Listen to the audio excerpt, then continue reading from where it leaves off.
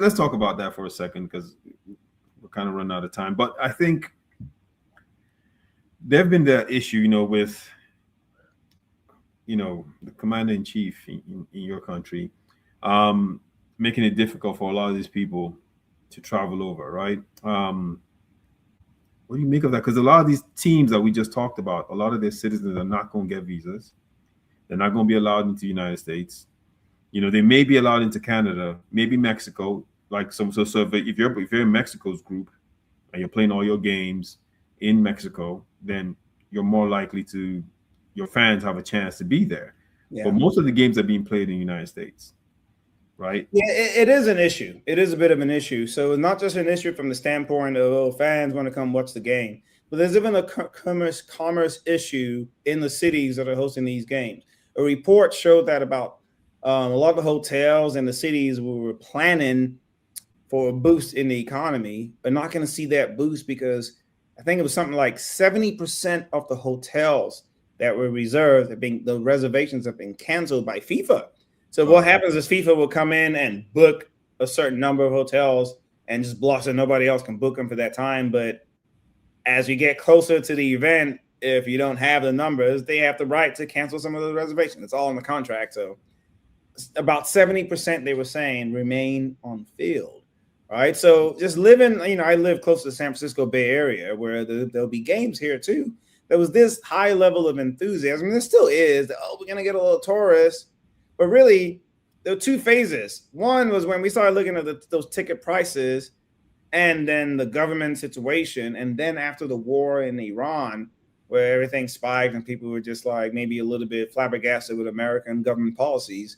And we're not. So what the general sentiment I'm getting is even from countries with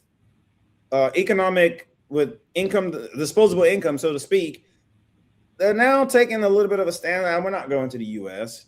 They're looking at it as not the place to visit. I'm not tracking this data, so it might change at last. But coming to America, you got a plan. It's not something you just wake up and last minute and decide you're just going to show up because your country is there. Maybe for one game you could do it, but most of these fans, when they come, they want to be able to come. And the other problem too, is even having the World Cup here is like vast different distances you got to travel, man. You might have a game in Boston, another one in Dallas.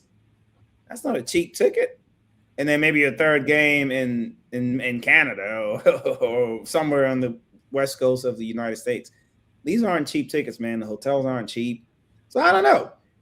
I think a lot of the reliance is on the diaspora from a lot of these countries that are already here to fill up stadiums because, hey, those are the ones that probably could afford these ticket prices anyway.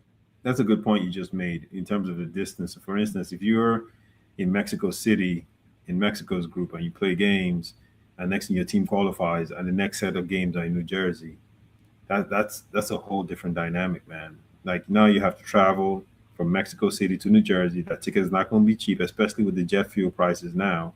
And then you fly over to Jersey.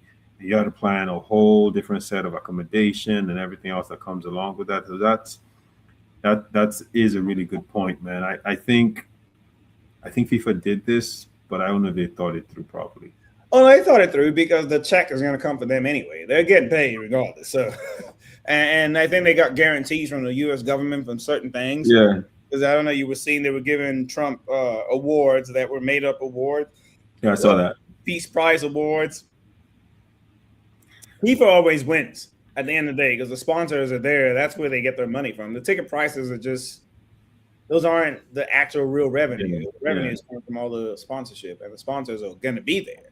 But I think it's tough to see in the near future that unless things change, that the U.S. will get another World Cup, which they've already had two. So this will be the second. You need like the one they had in Germany made total sense, right? The one they have coming up in Portugal, Spain, and Morocco, it still makes sense. It makes a lot of sense. I think they're going to have Uruguay, Argentina. Correct. Yeah. So, you got to have World Cups. It's a double-edged sword, man. You got to have World Cups in places that can have World Cups, but then again, in places that are small enough to accommodate people. And more and more, we're seeing that especially with 48 teams, now that you've increased to the 48 teams, it sort of limits in who can host it. 100%. Only one country. Yeah. My man,